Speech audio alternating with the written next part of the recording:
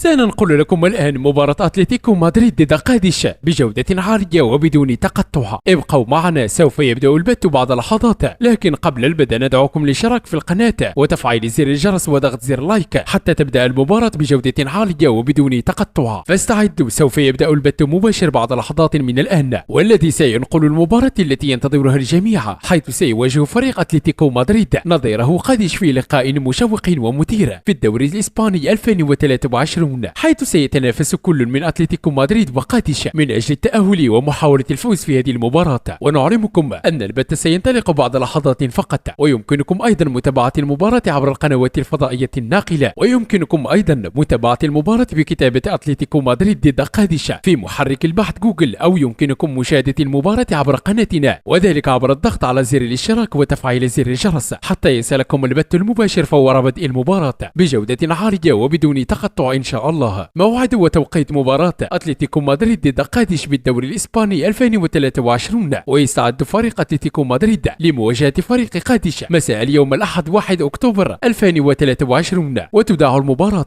عبر قناة SSC Sport HD1 على الساعة 8 مساء بتوقيت المغرب والجزائر وتونس، 9 مساء بتوقيت السودان وليبيا، 10 مساء بتوقيت مصر والسعودية والكويت وقطر والعراق والبحرين واليمن وسوريا لبنان والأردن وفلسطين، 11 مساء بتوقيت الإمارات وسلطنة عمان.